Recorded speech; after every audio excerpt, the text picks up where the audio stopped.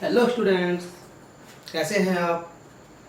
आशा करता हूं कि आप लोग मस्त होंगे और अपनी पढ़ाई में व्यस्त होंगे। मैं doctor Vikram Singh Deswal Biometa classes YouTube channel पर आपका अभिनंदन करता हूं और आपका स्वागत करता हूं। तो प्यारे बच्चों, आज हम एक बेसिक यूनिट लेकर आए हैं आपको पढ़ाने के लिए, जो बड़ी इम्पोर्टेंट है। उस यूनिट को पढ़ना सबसे पहले ज़रूरी है। क्यों ज़रूरी है? जब तक आप उस यूनिट को रीड नहीं करेंगे, उसके बारे में जानेंगे नहीं, तब तक आप बाकी यूनिट्स को अच्छे से समझ नहीं सकते। तो इसीलिए उस बेसिक यूनिट को हम पहले स्टार्ट करने जा रहे हैं। तो और वो बेसिक यूनिट है आपकी cytology.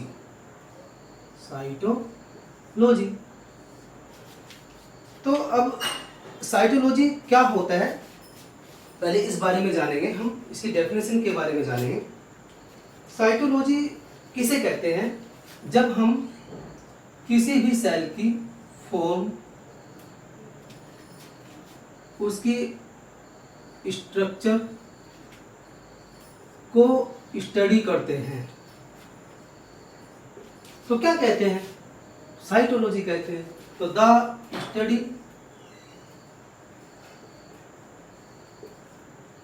Of form structure of any cell is called as cytology. तो साइटोलॉजी कहलाता है। अब साइटोलॉजी को आगे एक्सप्लेन करने से पहले हमें मालूम होना चाहिए व्हाट इज सेल। ये सेल क्या होता है? सब बच्चों के माइंड में एकदम से आंसर आ जाता है। क्या आंसर आ जाता है?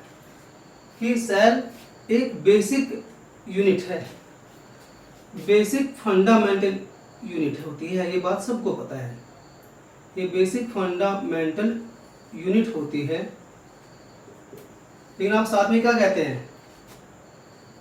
आप साथ में क्या कहते हैं? It is structural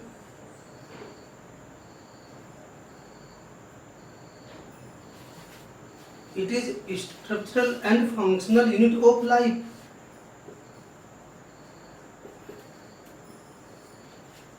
structural and functional unit of life, ये तो कहते हैं। यानी लाइफ की या किसी भी लिविंग बॉडी की जो स्मॉलेस्ट फंक्शनल यूनिट होती है, वो कौन होती है? वो सेल होती है। तो अब सेल के बारे में जानेंगे। आपको ये बात अच्छे से पता है कि सेल सबसे छोटा पार्ट होता है किसी भी लिविंग थिंग का। जब सेल से फ्यूज हो जाएगी या उसके कांटेक्ट में आएगी, तो क्या बनाना स्टार्ट कर देगी? टिश्यू बनाएगी। और जब टिश्यू आपस में मिल जाएंगे तो किसको फॉर्म करेंगे? टिश्यू सिस्टम को बनाने का काम करेंगे। समझे बच्चों? जब टिश्यू सिस्टम बहुत सारे एक साथ मिल जाएंगे तो तब क्या बनेगा? कोई ऑर्गन बनेगा। क्या बनेगा? कोई ऑर्गन बनेगा। लेकिन जब बहुत सारे ऑर्गन्स मिलके काम करेंगे तो उसको हम क्या नाम देते हैं? ऑर्गन सिस्टम नाम देते हैं। और जब ऑर्गन सिस्टम सब मिलकर ऑर्गेनाइज होकर ग्रुपिंग में, तो क्या बन जाएगा? एक कंप्लीट बॉडी फॉर्मेशन हो जाएगा। तो ये कंप्लीट ऑर्गेनिज्म का फॉर्मेशन हो जाएगा। तो ये जो कंप्लीट ऑर्गेनिज्म का फॉर्मेशन हुआ है, ये जो कंप्लीट ऑर्गेनिज्म का फॉर्मेशन हुआ है ऑर्गन सिस्टम के बाद, तो इसकी जो बेसिक स्मॉलेस्ट यूनिट है वो कौन है?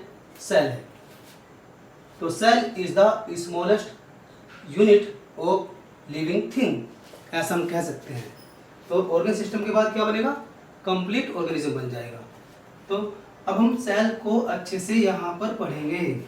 हम सेल के बारे में अच्छे से जानेंगे कि इसको किसने डिस्कवर किया है और किस प्लांट से किया है, तो एक साइंटिस्ट का नाम आपको तुरंत याद आ जाता होगा।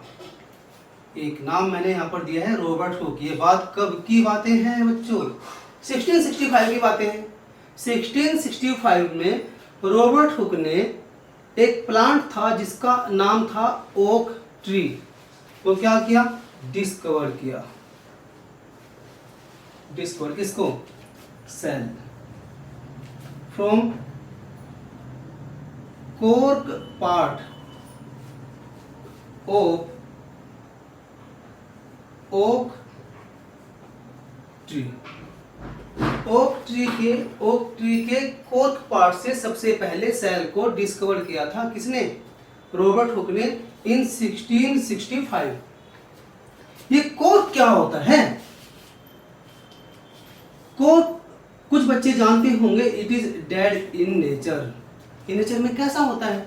डेड होता है। डेड क्यों होता है अभी जानेंगे। आप देखते हैं कि कोर्क जो होती है वो सुबेराइज्ड सेल्स होती है। क्या होती है? सुबेराइज्ड सेल्स का ग्रुप होता है। इतना हाई डिपोजिशन हो जाता है कि जो अंदर की मिडिल लैमिला और प्राइमरी सेल वो लिविंग नेचर वाली होती है, सेल वॉल के अंदर वो डिजनरेट होना शुरू हो जाती है। मिडिल लैमिला नहीं रहेगा, सेल वॉल की प्राइमरी नेचर भी नहीं रहेगी।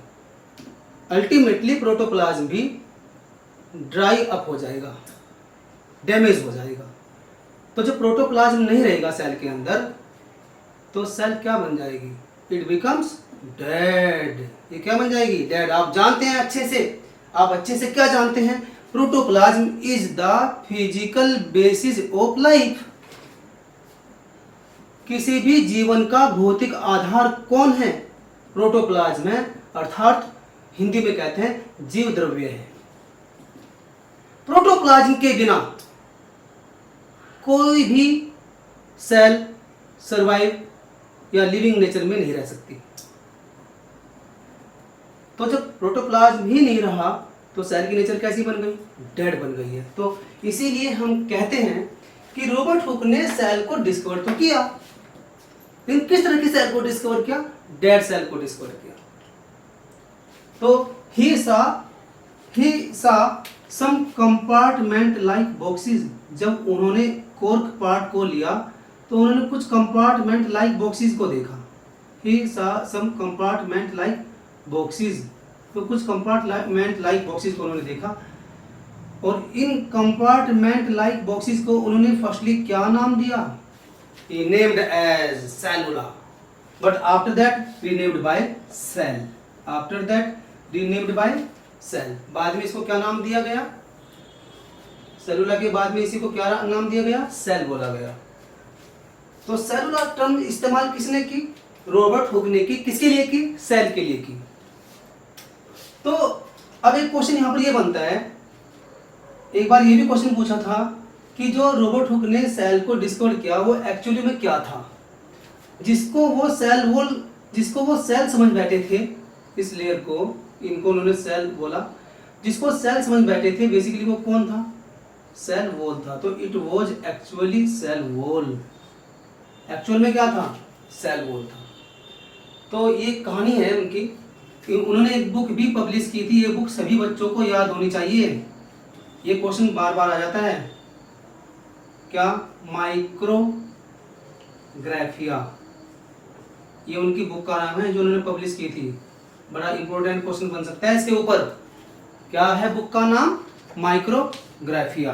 प्यारे बच्चों, तो आई बात सबको समझ में? तो हम आगे बढ़ते हैं। ये बातें थी किसके बारे में कि सेल की डिस्कवरी किसने की, लेकिन अभी समस्या खड़ी हो गई है आपके सामने।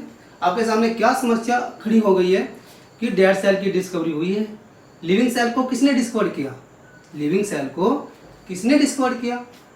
तो आगे बढ़ते हैं उसी तरफ। लिविंग सेल को डिस्कवर किसने किया?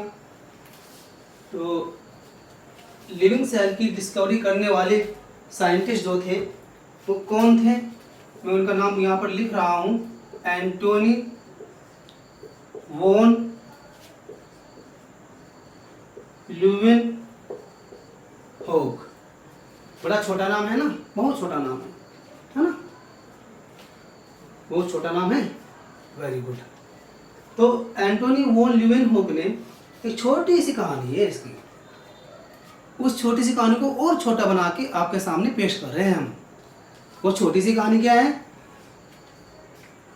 Antony van Leeuwenhoek took pond water in a test tube or container, and after some days he saw some free moving cells in this container.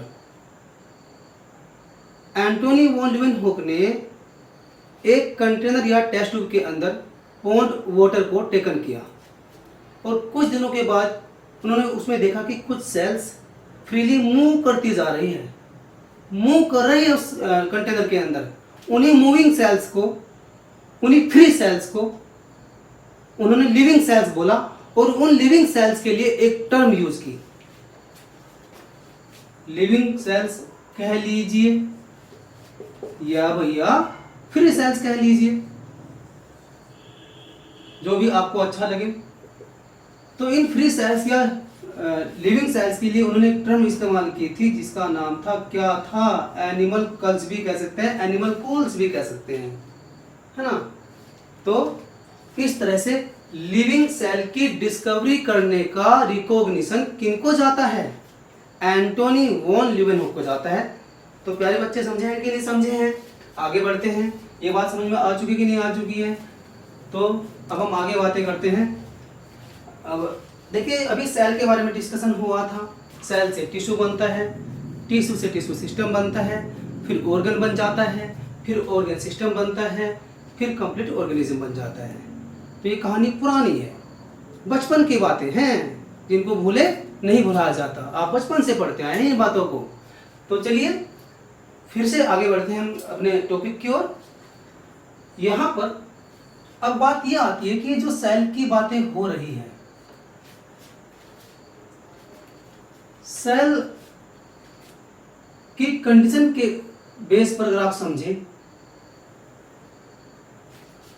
और आप न्यूक्लियस की प्रेजेंस या एब्सेंस की बातें करते हैं, तो सेल दो टाइप की होती है। एक हम कहते हैं क्या?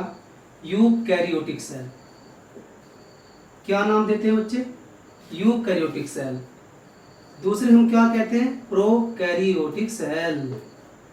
तो नाम से ही रिप्रेजेंट है। Pro means absent, karyon means nucleus, eu means present, karyon means nucleus. तो दैट मीन्स क्या हो गया है? जब जब किसी सेल के अंदर न्यूक्लियस प्रेजेंट होता है, तब तब हम उन सेल्स को क्या कहते हैं? यूकैरियोटिक सेल्स कहते हैं। इसमें कौन कौन से एग्जाम्पल आ जाएंगे?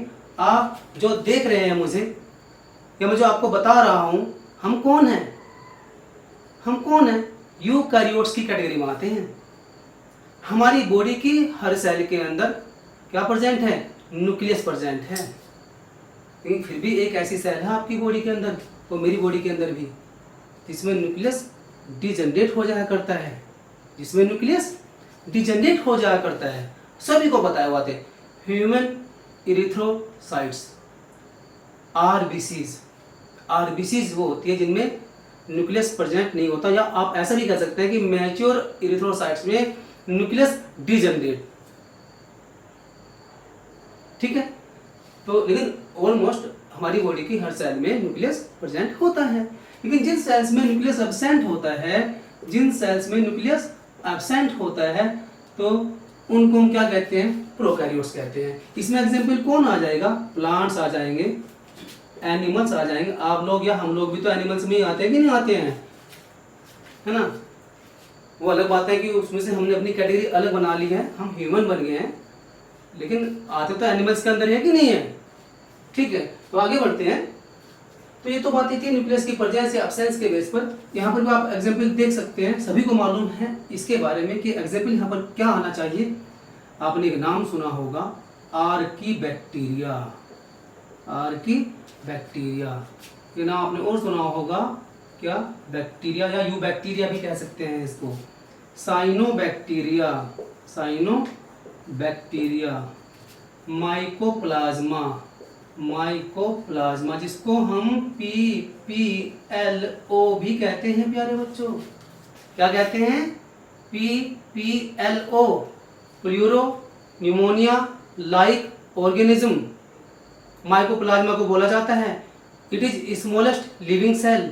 ये दुनिया में सबसे छोटी सेल है, इससे छोटी कोई सेल नहीं मिली है। अबाउट 0.3 μm साइज की होती है, इतनी छोटी होती है। समझ रहे हैं बातों को? तो और हमेशा इन्फेक्शियस एजेंट होते हैं, पैरासिटिक नेचर में होते हैं, अच्छे नहीं होते हैं कि आपको ये कुछ फ़ायदा पहुंचाएंगे या हमारे एनिमल्स को, डोमेस्टिक एनिमल्स को कुछ बेनिफिट देंगे। उनको डिजीज कोज करने का काम करते हैं माइकोप्लाज्मा। तो ये सभी कहाँ आते हैं? प्रोकैरियोट्स में आते हैं। एक नाम और लिख रहे हैं यहाँ पर, एक्टिनोमाइसीज। एक्टिनोमाइसीज भी किस में आते हैं? पहले ये फंजाई में आते थे, लेकिन इनमें न्यूक्लियस नहीं था, तो अब इनको किस में टेकन कर दिया गया है? प्रोकैरियोट्स में टेकन कर दिया गया है, किंगडम मोनेरा में टेकन कर दिया गया है। इनकी हर सेल के अंदर या इनकी सेल के अंदर कोई भी न्यूक्लियस प्रेजेंट ही नहीं होता, इसलिए ये भी कहाँ जाएगा? प्रोकैरियोटिक सेल के अंदर आ जाएगा। तो ये तो बात ही थी कि सेल न्यूक्लियस की प्रेजेंस या एब्सेंस के बेस पर कितने टाइप की होती है, यूकैरियोटिक एंड प्रोकैरियोटिक। लेकिन नेक्स्ट हमारी बात आती है कि जो ऑर्गेनिज्म होते हैं सेल की नंबर के बेस पर वो दो टाइप के होते हैं। अगर सिंगल सेल ऑर्गेनिज्म है तो क्या कहलाएंगे? यूनिसेलुलर ऑर्गेनिज्म कहलाएंगे। क्या कहलाएंगे? यूनिसेलुलर ऑर्गेनिज्म कहलाएंगे।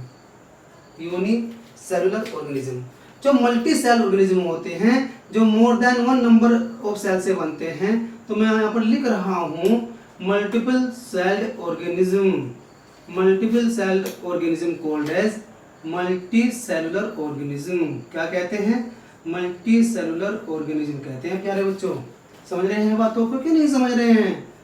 तो समझदार बच्चे जल्दी समझ जाते हैं।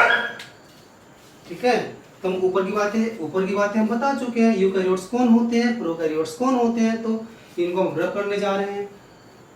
तो आगे की बातें अभी करेंगे। तो देखिए, अब हमारे पास दो कैटेगरी आ चुकी है। हमारे पास कौन कौन सी कैटेगरी आ चुकी है? यूनिसेलुलर ऑर्गेनिज्म आ चुका है।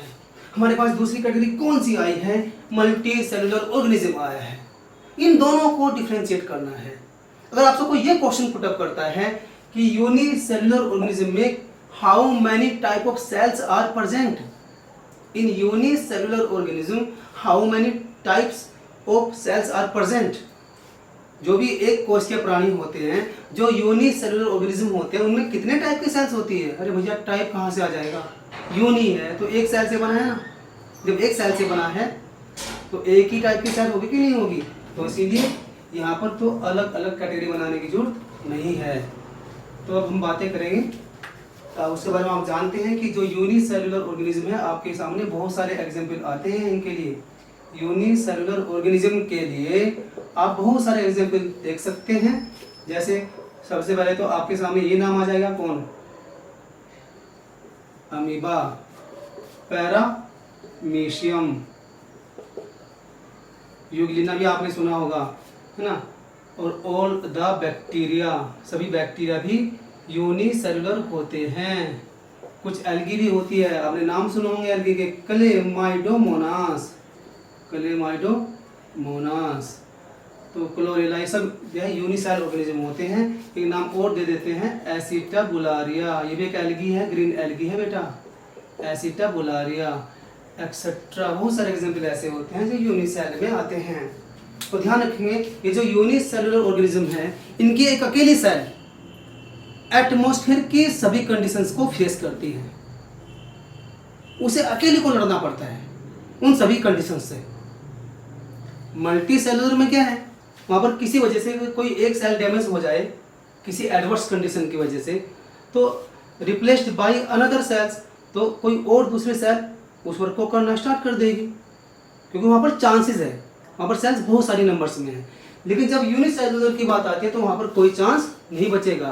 किसी वजह से अगर इस ऑर्गेनिज्म की एक सेल डैमेज हो जाए तो ये ऑर्गेनिज्म ही मर जाएगा। क्यों?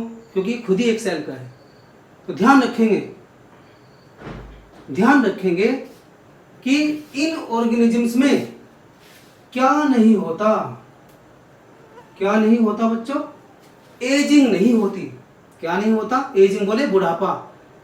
ये मत सोचो कि हमें कभी बुढ़ापा नहीं आएगा, आएगा सभी को, ठीक है ना। जैसे हम पर आ रहा है तो आप भी आए एक दिन। तो आप कहेंगे एजिंग क्यों नहीं होती, बुढ़ापा तो सब पे आता है। ये एक सेल वाले ऑर्गेनिज्म हैं। Just before ageing they break into 2 equal parts. जैसे इनमें एजिंग आनी होती है, बुढ़ापा आना होता है, उससे पहले ही ये ब्रेक होकर 2 हिस्सों में टूट जाते हैं और अपने जैसे 2 नए ऑर्गेनिज्म बना लेते हैं। What is this? It is the asexual reproduction या एमाइटोटिक डिवीजन। इसे आप बाइनरी फिजन भी कह सकते हैं। तो ध्यान रखेंगे, यूनिसेलुलर ऑर्गेनिजम्स में एजिंग लेस डेवलप होती है या एब्सेंट होती है। Just before ageing they divide into 2 equal या unequal parts and they produce 2 new bodies. समझ रहे हैं? तो दे फॉलो मोस्टली असेक्सुअल रिप्रोडक्शन। ये बातें किसके बारे में बताई है मैंने? ये बातें मैंने किसके बारे में बताई है? यूनिसेलुलर ऑर्गेनिजम्स के बारे में बताई है। बातें क्लियर हुई है यहाँ तक? अगर आप साइज के बारे में बातें करेंगे, साइज ऑफ सेल के बारे में बातें करेंगे और मल्टी सेलुलर ऑर्गेनिज्म से इसको कंपेयर करेंगे, तो देखिए जो मल्टी सेलुलर ऑर्गेनिज्म है ना, जो मल्टी सेलुलर ऑर्गेनिजम्स होते हैं उनकी सेल तो बहुत छोटी छोटी मिलकर बहुत बड़ा साइज बना देती है। हमारी बॉडी क्या एक सेल की है? एक सेल की तो नहीं है। हमारी बॉडी में बहुत सारा सेल्स है। वास्ट नंबर ऑफ सेल्स है। किसी वजह से अगर हमारी बॉडी की हमने अपनी बॉडी की सेल बाहर निकाल ली और हमने यूनिसेलुलर ऑर्गेनिज्म के लिए एक सेल बाहर निकाली है, उसमें है ही एक सेल। तो जब साइज को कंपेयर करेंगे in respect to the cell, तो किसका साइज बड़ा होगा? इसमें से इस सेल का साइज बड़ा होगा कि इनमें से इस सेल का साइज बड़ा होगा? किनका साइज बड़ा होगा? तो यहां पर एक अकेली सेल अपना पूरा एफर्ट लगाएगी। जिस कंडीशन में वो रह रही है वो अपना पूरा एफर्ट लगाएगी अपने साइज को लार्ज करने में। तो जब सेल टू सेल साइज की बातें आती है तो मोर देन किसका होगा? ये होगा। तो साइज इसका क्या होगा? बड़ा होगा। किसके कंपैरिजन में? मल्टी सेलुलर ऑर्गेनिज्म के कंपैरिजन में यूनिसेलुलर ऑर्गेनिज्म की सेल का साइज बड़ा होगा। अगर मैं यहाँ पर बातें करता हूँ बॉडी साइज के बारे में, किसके बारे में बातें करता हूँ? बॉडी साइज के बारे में। अब किसका साइज बड़ा होगा?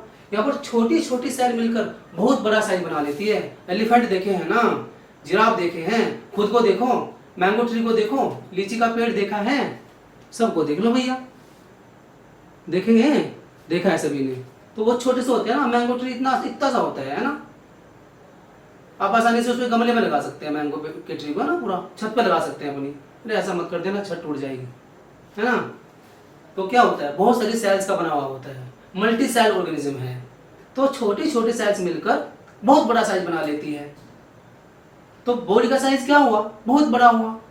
यहाँ पर बॉडी का साइज क्या है? छोटा है उसके कंपैरिजन में। अरे क्लेमाइडोमोनास को सामने रखे देखो, किसके? मैंगो ट्री के। तो क्लेमाइडोमोनास को अच्छे से देखने के लिए माइक्रोस्कोप का इस्तेमाल करना पड़ता है, अच्छे से देखने के लिए उसकी सारी स्ट्रक्चर को। तो मैंगो ट्री का माइक्रोस्कोप से देखेंगे नहीं ना। तो ध्यान रखेंगे, जब जब सेल साइज की बात आती है तो सेल साइज किनका बड़ा होना चाहिए? यूनिसेल का। और जब जब बॉडी साइज की बातें आती है तो साइज किनका बड़ा होना चाहिए? मल्टी सेलुलर ऑर्गेनिजम्स का। तो प्यारे बच्चों, मैं समझता हूं कि आपको ये बात समझ में आ चुकी होगी, है ना। तो आगे बढ़ते हैं। यहाँ पर जब मल्टी सेलुलर के बारे में बातें आ चुकी है, तो हमने बताया है पहले ही आपसे, क्या बताया है कि यूनिसेलुलर ऑर्गेनिज्म में केवल वन टाइप या सिंगल टाइप ऑफ सेल्स होती है। लेकिन जब हम मल्टी सेलुलर ऑर्गेनिज्म के बारे में बातें करते हैं तो वहां पर 3 टाइप की सेल्स मिलती है, 3 categories of the cells in multi cell organism. हमारी बॉडी में भी ये सेल्स प्रेजेंट होती है, इस तरह की कैटेगरीज। जो प्लांट्स होते हैं उनमें भी इस तरह की सेल्स प्रेजेंट होती है। तो ये 3 कैटेगरी कौन कौन सी हैं, ये 3 कैटेगरी कौन कौन सी है, उन तीनों को समझ लीजिए प्यारे बच्चों। ये 3 कैटेगरी कौन कौन सी है? Number 1 is undifferentiated cells, undifferentiated cells. Number 2 is differentiated cells, differentiated cells. Number 3 is differentiated cells. मैंने 3 कैटेगरी यहाँ पर लिखी है सेल्स की। कौन कौन सी लिखी है बच्चों? Number 1 is undifferentiated cells, number 2 is differentiated cells, number 3 is differentiated cells. तो तीनों के बारे में हम जानेंगे। क्या जानेंगे तीनों के बारे में? पहले हम इसके बारे में बातें करते हैं। देखिए ध्यान से सुनेंगे। हमने क्या बोला, ये ह्यूमंस या एनिमल्स में भी मिलती है और प्लांट्स में भी मिलती है। तो किनको हम अनडिफरेंशिएटेड सेल्स कहते हैं? आप कह सकते हैं कि which cells have power of division, वो सेल्स जो बार बार डिवीजन कर सकती है। They have most power of division, जो डिवाइडिंग सेल्स होती है। जैसे हमारी बॉडी के अंदर डिवाइडिंग सेल्स को क्या नाम देते हैं? स्टेम सेल्स कहते हैं। जायगोट में भी यही पावर होती है। तो एनिमल्स के या ह्यूमंस के अंदर क्या है? स्टेम सेल्स है, which have power of division again and again. तो उनका काम केवल डिवीजन करते रहना है, सेल की नंबरिंग को बढ़ाते रहना है, बढ़ाते रहना है। तो इसका मतलब क्या हो गया? चाहे प्लांट्स हैं या एनिमल्स हैं, दोनों में प्रेजेंट होती है। जब जब हम ह्यूमंस या एनिमल्स के बारे में बातें करेंगे तब हम स्टेम सेल्स बोलेंगे, लेकिन जब जब हम प्लांट्स के बारे में बातें करेंगे तब हम मेरिस्टेम्स या मेरिस्टेमेटिक टिश्यू बोलेंगे। इसका मतलब क्या हुआ? प्लांट्स में डिवाइडिंग सेल्स को मेरिस्टेम्स या मेरिस्टेमेटिक टिश्यू कहते हैं, लेकिन एनिमल्स में या ह्यूमंस में स्टेम सेल्स कहते हैं। तो ये बात समझ में आ चुकी है कि नहीं आ चुकी है? अब हम बातें करते हैं यहाँ पर डिफरेंशिएटेड सेल्स। क्या बातें करते हैं? आपने 11वीं में पढ़ा हुआ ये चीजें, apical meristem, intercalary meristem, lateral meristems. अरे वो सब मेरिस्टेम्स क्या है? वो अनडिफरेंशिएटेड सेल्स ही तो है। हाँ, जो प्राइमरी नेचर वाले हैं वो इसमें तो आएंगे, इनमें डिवीजन की पावर होती है। लेकिन जब हम बातें करते हैं किन के बारे में बातें करते हैं? जब हम डिफरेंशिएटेड सेल्स के बारे में बातें करते हैं तो बच्चों सुन लो बात को ध्यान से। They have no power of division, they have no power of division, they lost the power of division, so they become permanent cells या परमानेंट टिश्यूज। इनके पास डिवीजन की पावर नहीं होती है, ये परमानेंट सेल्स होती है ना। तो दे में वेरी इन शेप और साइज, इनके शेप में, इनके साइज में चेंज हो सकता है। दे परफॉर्म स्पेसिफिक फंक्शंस, ये एक स्पेशल फंक्शंस को अंजाम दे सकते हैं। तो अब इसमें बहुत सारे एग्जाम्पल आपके आते हैं। हमारी बॉडी में आप कह सकते हैं बहुत सारे एग्जाम्पल आते हैं, जैसे नर्व सेल्स है, न्यूरॉन है, जैसे मसल सेल्स है। मसल सेल्स का काम क्या होता है? Muscle contraction. न्यूरॉन्स या नर्व सेल्स का काम क्या होता है? इंपल्सिस को कंडक्ट करना होता है। आपको अच्छे से पता है, इसमें मोटर सेल्स, साइनेप्स का रोल भी प्ले होता है। तो इसका मतलब ये भी क्या है? कभी भी डिवीजन नहीं करती है। कौन? न्यूरॉन्स डिवाइड नहीं होते हैं। मसल सेल्स भी परमानेंट सेल्स होती है। ऐसे ही एक नाम आपने और सुना होगा, बड़े अच्छे से सुना होगा, आरबीसीज। ये तो आप नहीं भूलेंगे कभी भी। आरबीसीज क्या होती है? Absolutely permanent cells. कैसी होती है? ये भी परमानेंट सेल्स होती है। इनकी शेप भी डब्ल्यूबीसी के जैसी नहीं होती है, इनका फंक्शन डब्ल्यूबीसी के जैसा कतई नहीं है। समझ रहे हैं बातों को? ये नहीं समझ रहे हैं? आरबीसी का फंक्शन क्या है? Transportation of O2 and CO2 या गैसेस एक्सचेंज इन ब्लड, है ना। ये क्या करती है? मसल कॉन्ट्रैक्शन में ये इंपल्सिस को कंडक्ट करने का काम करती है। तो मतलब सबका फंक्शन अलग अलग है, एक जैसा फंक्शन तो नहीं है। ये हमारी बॉडी में मिलते हैं कि नहीं मिलते हैं, लेकिन इनमें डिवीजन कतई नहीं होता है। तो दे डोंट डिवाइड। समझ रहे हैं बातों को?